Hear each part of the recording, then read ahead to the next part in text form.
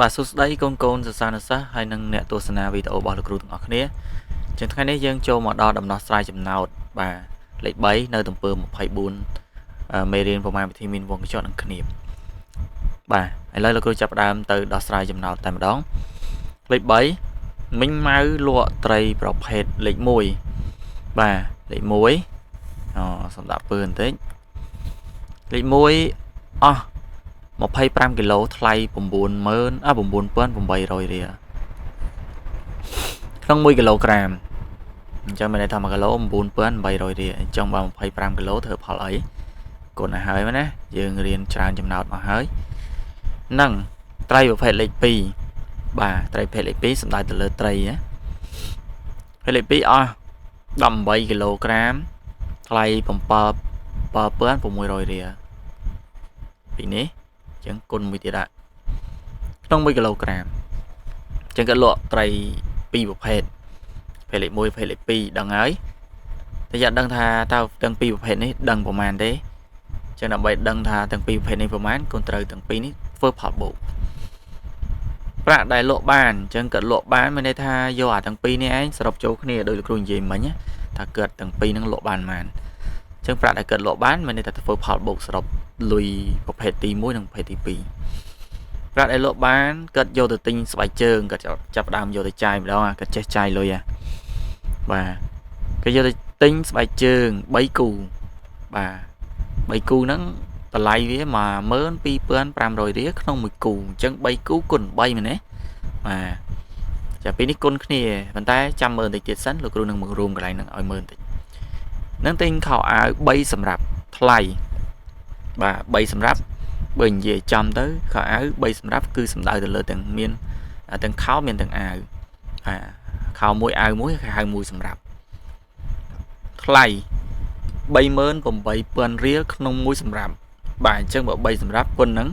3ប៉ុន្តែដោយសារតែវាគុណនឹង3ទាំងពីរអញ្ចឹងលោកគ្រូអាចយកថ្លៃស្បែកជើងដែលគាត់ទិញបូកនឹងថ្លៃខោអាវដែលគាត់ទិញ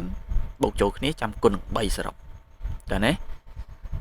ចឹងដល់ពេលគេសួរតើមិញម៉ៅនៅសល់ប្រាក់ប៉ុន្មានរៀលជាផលដកបាទសល់ដកចឹងដើម្បីដកសល់លុយម៉ានទៅតែយកលុយដែលគិតលក់ត្រីទាំងពីរប្រភេទនេះសរុបចូលគ្នាដកនឹងលុយដែលគិតទិញស្បែកជើងនិងខោអាវនឹងសរុបចូលគ្នាចោលទៅគិតនឹងឃើញលុយដែលគិតនៅសល់ហើយទឿនទេចាប់ដើមទៅតែម្ដងតាក្រាស់ក្រែលបាទចំណោទកូនបើលោកសុំបរោមនេះបន្តិចមានអារម្មណ៍ថាធំបាទតាប្រមាណ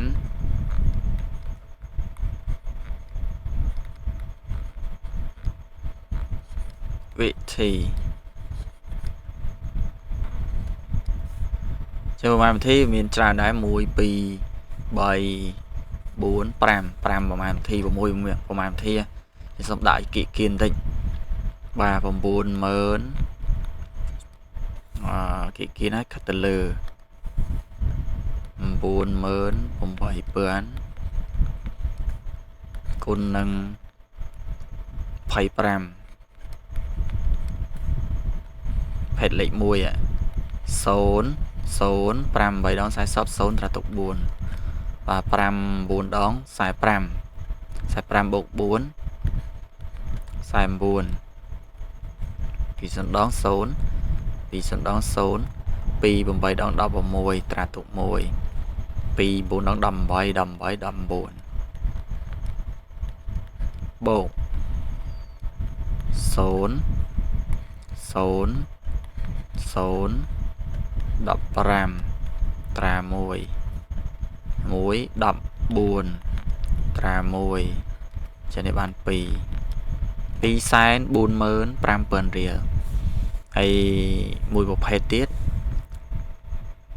76000រៀលគុណនឹង18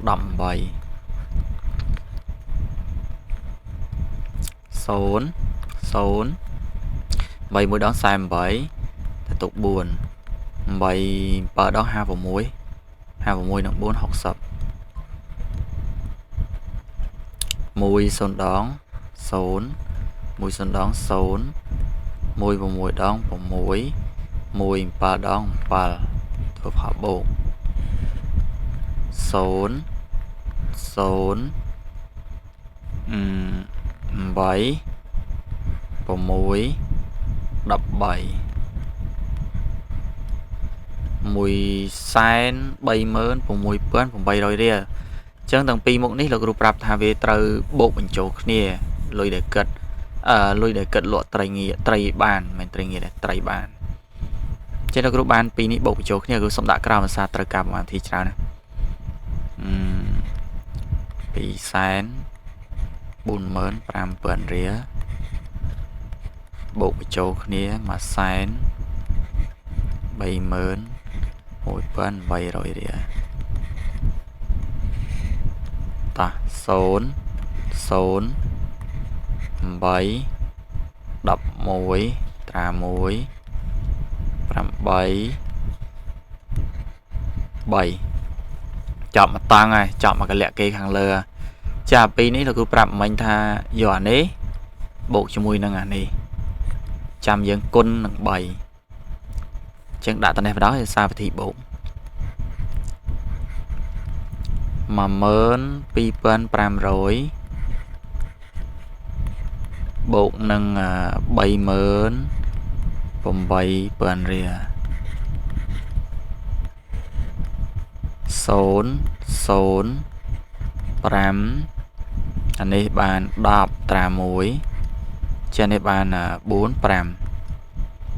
pram mớn pram rồi rìa chân thằng pi ní sơ đọc này vô từ côn 7 pram bướn pram mớn pram rồi ría côn nâng 7 7 sân đón xốn 7 sân đón xốn 7 pram đón đọc pram trà muối 7 sân đón xốn xốn bụng muối mùi 7 pram đón đọc pram sẽ lại đọc pram chỉ nhận bàn mà sáng pram mớn mà bướn pram rồi ría chẳng gì khi mình anh ấy chai anh ấy rộ bàn chẳng do sờ rộ bàn ấy mà này thả này độ nâng chai mà xài này chẳng do 7 sáng vòng 7 mớn một bướn vòng 7 rồi đi độ nâng mà sáng pram mớn một bướn pram rồi đi trên là group bán 7 sáng vòng 7 mớn một bướn vòng 7 rồi độ nâng mà sáng pram mớn một bướn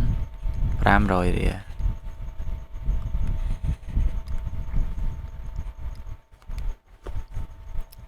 trời ơi bên định mơn tịch tiệt sân lại miền bánh hà trời hỡi ta những đỏ 0 0 7 0 7 pi chẳng dân khơi chùm lại ấy nè chùm lại để cơn so lối ta pi sáng 7 mớn 7 rồi đi chào đá ta cho tôi làm thì được nè đặc biệt lại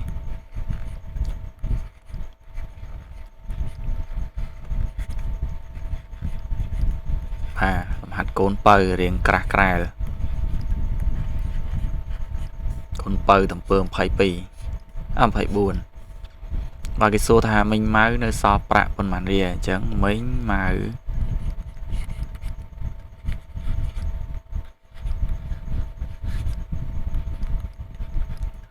nơi so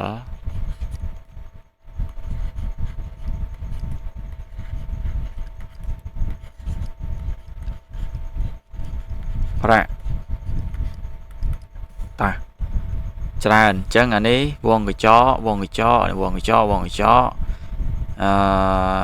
bật khniệp mùi sắn và bạn đỏ là pi bầu châu khné rồi còn bấy bật khniệp mùi tiền khniệp trà đó mà nè chẳng là khniệp mùi và vòng người cho pi này đã châu không vòng cho con nắng một pram បូកចូលគ្នាបើវងកញ្ចក់2នេះគុណគ្នាដាក់ចូលគុណនឹង18បើវងកញ្ចក់បិទគ្នាដកនេះប្រើវងកញ្ចក់vàប្រើគ្នាដែរ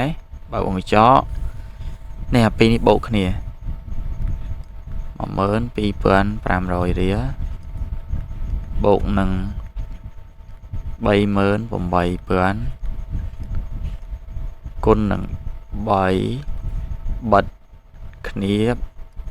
ស្មើនេះយើងស្មើចុងក្រោយនេះមក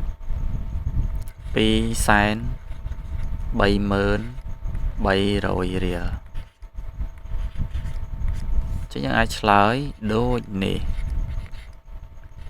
បាទរៀងច្រើនបន្តិចប្រហែលនាទីចុងក្រោយកូនបើពេលនេះមិញម៉ៅ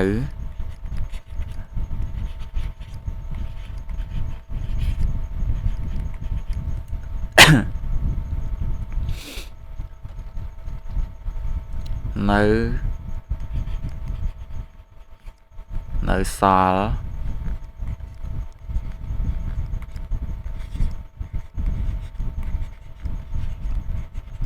ប្រាក់230,300 រៀលខាន់ចាប់បាទអរគុណច្រើនអញ្ចឹងចំពោះចំណុចលេខ3នេះគ្រូសូមចាប់ប៉ុណ្ណឹងហើយយើងចាំបន្តទៀតនៅមេរៀនក្រោយចូលមេរៀនថ្មីទៀតហើយណាបាទអញ្ចឹងយើងចាំជួបគ្នានៅវីដេអូក្រោយទៀតបាយបាយ